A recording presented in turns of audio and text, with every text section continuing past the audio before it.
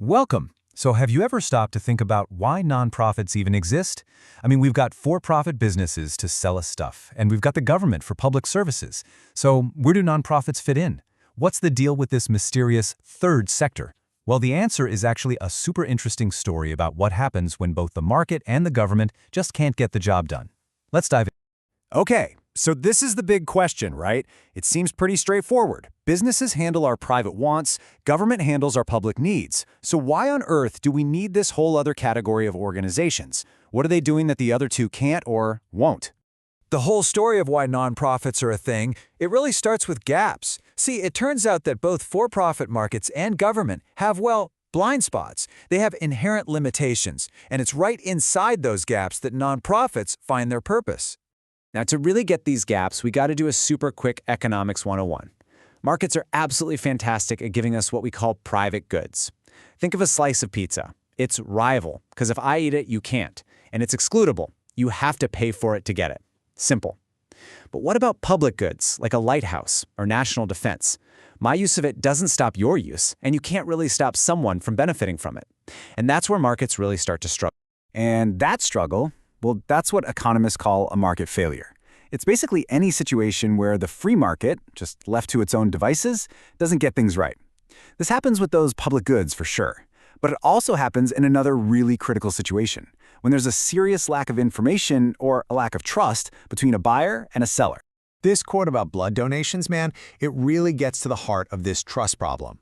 In his incredible work, a researcher named Richard Titmuss showed how a for-profit system for blood creates something called information asymmetry.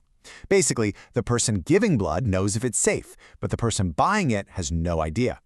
This can cause the whole market to fail, which is why a voluntary, trust-based system often works so much better. Okay, so if the market fails, you're probably thinking, well, shouldn't the government just step in and fix it?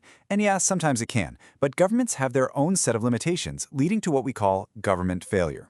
And here's the key issue. In a democracy, the government usually has to provide public goods at a level that satisfies the majority, or what's known as the median voter. This pizza party idea lays it out perfectly. Imagine a town votes on what kind of pizza to have at a big public party. The majority, the median voter, chooses pepperoni. Great, so that's what the government-funded party will serve. But what about everybody else? You know, the vegans, the people who, dare I say, love pineapple on their pizza? They're totally left out. The government, by its very nature, can't satisfy every single niche preference. So you see what's happening. Government failure creates a demand gap. All those people who want something different are left hanging. And this brings us right to our first major theory for why nonprofits exist. They're here to fill those gaps. So this economist, Burton Weisbrod, he had this really brilliant insight. He said that the more diverse a population is, the more different tastes and preferences there are, the more demand there's going to be for things the median voter didn't choose. He argued that nonprofits pop up to fill these exact gaps. They're the ones who show up with the vegan pizza and the pineapple pizza at the party. And what's so cool is the data totally backs this up. Take a look at this chart. It plots religious diversity, a great measure of that variety in tastes, against the size of the nonprofit sector. And you can see the trend, right?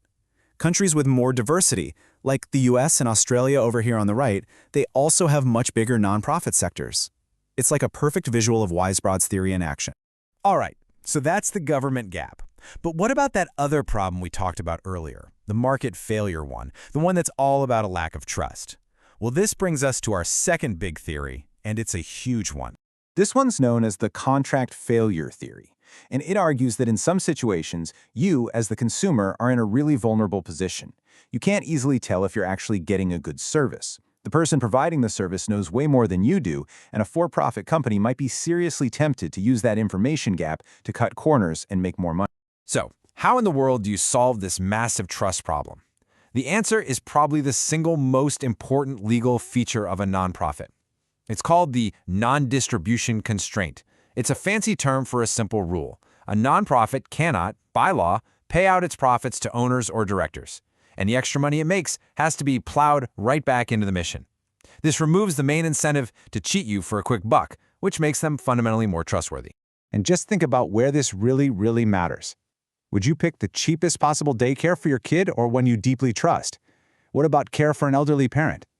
When you donate money to help disaster victims on the other side of the world, you can't exactly fly over there and check on how your money's being spent, right?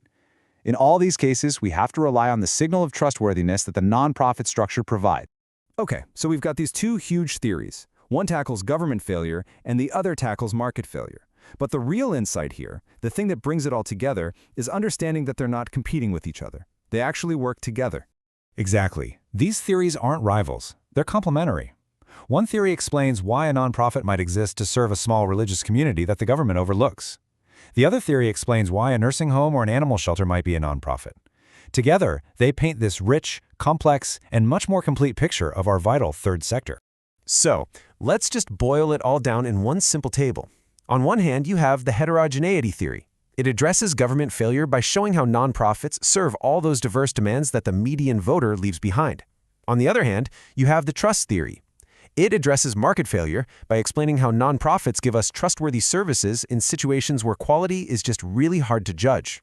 It's a two-pronged solution for two totally different but equally important problems. So, I'm going to leave you with this question. Think about a nonprofit that you really care about. Maybe it's a local animal shelter, a museum, or a global charity. Is it there to fill a demand gap, something the government wasn't providing? Or is its existence all about earning your trust in a tricky situation? Once you have these two lenses, I promise, you'll start to see the why behind the third sector absolutely everywhere. Thanks so much for watching.